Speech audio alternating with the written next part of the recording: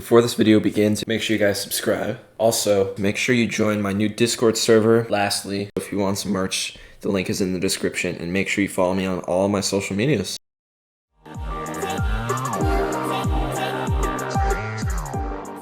Yo, what's up guys? It's Nate from Begins Gaming. Welcome back to another MLB The Show 21 news video. Today is going to be the fourth and final part of my ratings prediction videos, and today we are going to be doing all the outfielders. We're going to be doing our top 5 left, center, and right fielders in Diamond Dynasty live series wise ratings predictions. So yeah, without further ado, let's not waste any time. Let's get into it. So number 5 for left field, someone who doesn't really play left field, but it's JD Martinez. Now, left field is an interesting position because most of the cards you're going to see for left field don't actually play left field. They're all DHs except for like 1 or 2 of them. For example, JD Martinez is a DH, but he has to have a registered position because there's no DH in Diamond Dynasty because Manfred won't make a universal DH. So, yeah. JD Martinez, he had a down year last year. We all know that.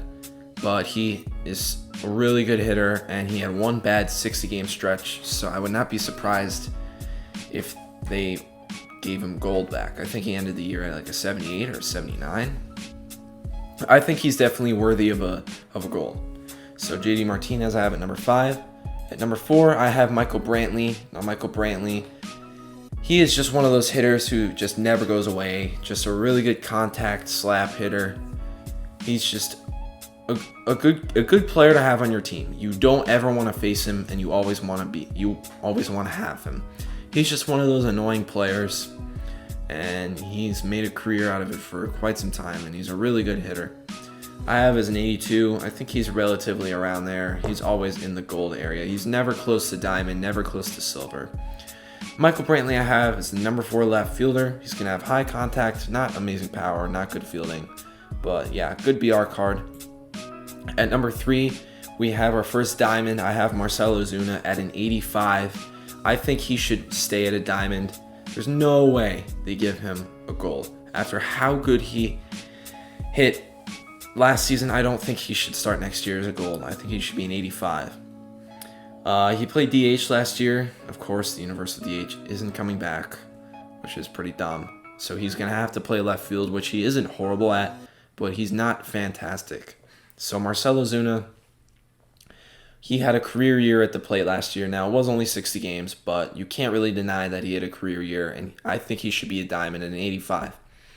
At number 2, I have GIANCARLO Stanton, and I might be a little generous because I'm a little biased as a Yankees fan, but I have GIANCARLO Stanton as an 87.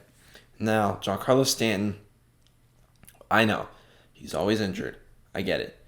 But when he's on the field, he is well above an 85. And we saw it in the postseason last year. He was so good in the postseason. And he ended last year at an 87. I think he should stay at an 87. I wouldn't be surprised if they gave him a little lower, though. So GIANCARLO Stanton at number 2. I just feel like Stanton should be higher than OZUNA, just because Stanton has been doing it at an elite level for much longer. Number 1 left fielder, I have Christian Yelich. Christian Yelich, in previous years, has been a right fielder. There are going to be a lot of players who have swapped positions. Christian Yelich is one of them. He's moved to left field. His fielding was really bad live series last year. I think it should be a little better. But Christian Yelich started last year at an 89, and he had a horrible year. I think he starts at an 89. I don't think he gets a 90. If he started last year below a 90, there's no way he's going to start this year at a 90 with the year he had in 2020. Now, I fully expect him to go back to the Christian Yelich we know. It was a weird year with no technology. Thanks, Houston. But, yeah, I think Christian Yelich makes total sense to be the number 1 left fielder at an 89. Now, for the center fielders, this one is a very interesting list as well. Number 5, I have the Miami Marlins Starling Marte.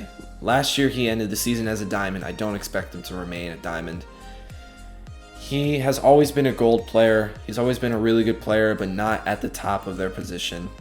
Now, he is number 5, which is still good, but I think he should be roughly an 83, which is still pretty good. Starling Marte, just a slappy hitter with decent fielding and some speed. He's just all around a good center fielder. Number 4, I have another former Diamond, Byron Buxton. I don't think he should start next year at a Diamond. I think he should start at an 83 as well. Byron Buxton finished the year as an 86, I'm pretty sure. I remember he was a Diamond though.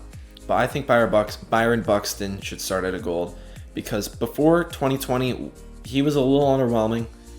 And I think 2020 was a really good year, but it's a small sample size. So we should definitely make him pay a punishment for that, but not enough to make him a silver. I think he should be a Gold, and I think an 83 is perfect for him. Now for the first of the 3 Diamonds in the top 3, I have George Springer, the brand new Blue Jay. Just signed the contract a couple months ago. But George Springer, you know what you're going to get with him. He's going to be a really good center fielder. He's not going to be like top 10 in the league. He's going to be top 25. He's just a good player. He's really quiet. He just shows up, plays well. But George Springer, he's going to bring you decent fielding and a good bat to that Blue Jays Live Series collection. So George Springer I have as the number 3 center fielder, and number 2, we have another player who swapped positions, and that's Cody Bellinger. He played center field last year. He needs to be a center fielder. If they keep him at right field, they're just doing something wrong. But Cody Bellinger played last season at center field after the Dodgers acquired MOOKIE Betts, which you'll see in the top 5 right fielders.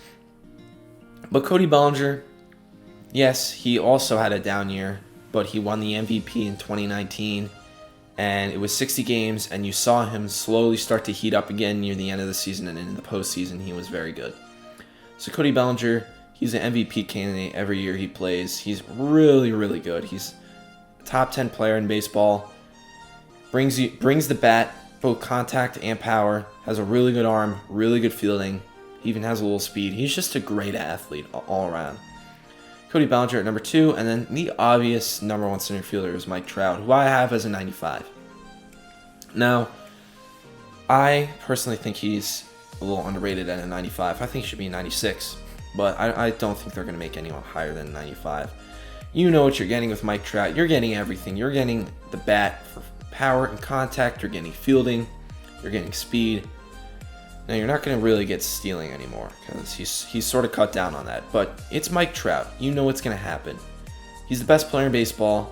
There's no doubt about it. He is crazy good. He's one of the few live series cards who I have on my team for a while. Mike Trout, number 1 center fielder. Now for the top 5 right fielders, they're all diamonds. At number 5, I have Bryce Harper for the Phillies, and Bryce Harper is an interesting player because right when he signed that contract, everyone was like, overrated, and everyone called him overrated, and now he's slightly underrated. He is very good.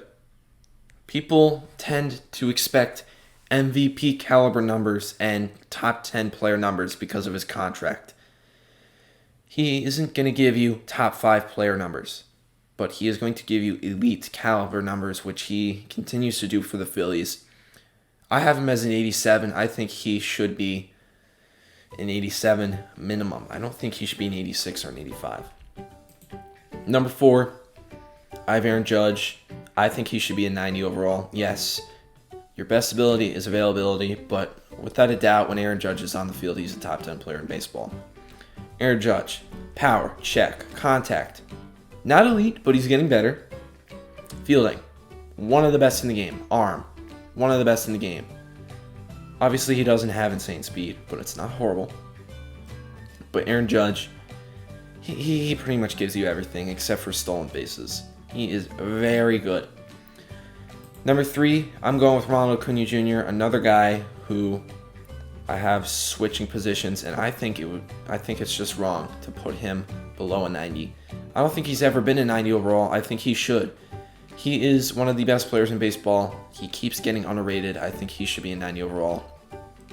I have him as the number 3 right fielder. Number 2, I have Juan Soto at a 91.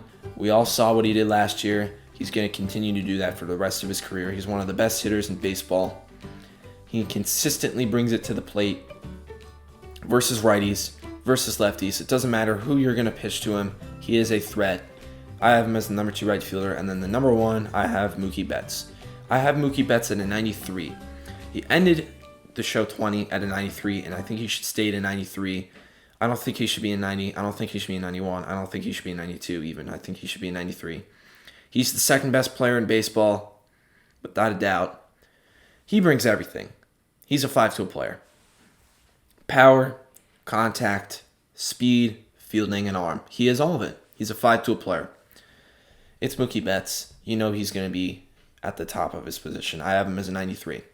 So, yeah, that is going to be it for this video. I hope you guys enjoyed this series where I made a bunch of custom cards and I projected player ratings. I'm very excited to see which ones I get right and which ones I get wrong. So yeah, that's going to be it for this video. Hope you guys enjoyed. I've been your host, Nick from Against Gaming, and I'll see you guys in the next one. Peace.